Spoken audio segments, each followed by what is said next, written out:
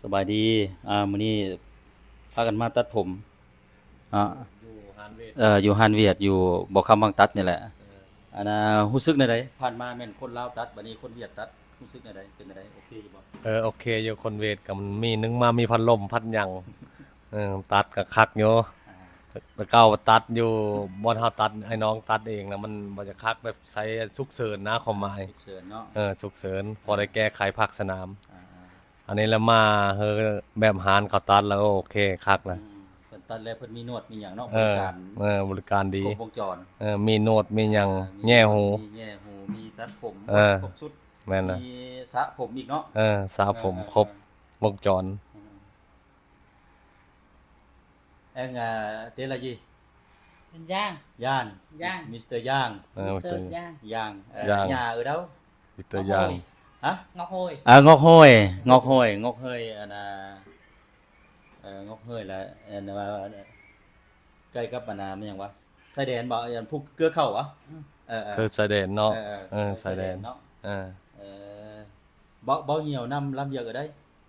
mới làm ở đây thôi, mới mới ở đây. mới làm nghề mới lâu mới rồi. mới người คือว่ามาใหม่เพิ่นว่า Còn làm nghề thì 10 năm เพิ่น rồi. มาใหม่ มาใหม่ นี่ก็มาตัดครั้งแรกแล้ว ค นี่ รั้งแรกเนาะ ครั้งแรกไอ้น้องก็หลายคนแล้วมาตัด อืมหล่อกว่าเก่าอืม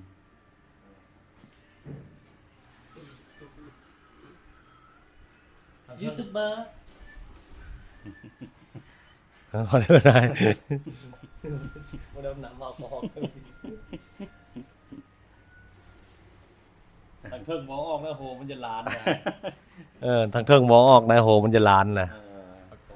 สหายคอนว่าบ่ให้เอาออกได้ทั้งเทิงเลยรักษาไว้ปกตัวบ่มันเลื่อมหั่นเนาะเป็นเขาเอิ้นว่า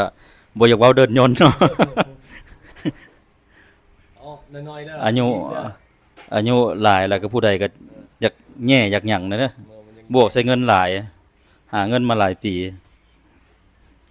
โอ้โหมันจะล้านเลย เอาซ้ำนี้ก็เนาะแล้วยังติดตามกันใหม่ในคลิปต่อไปเด้อพี่น้องป้องปายขอบใจหลายๆเรียบร้อยแล้วตัดผมจากสร้างคนเวียด ทั้งแง่หูพร้อม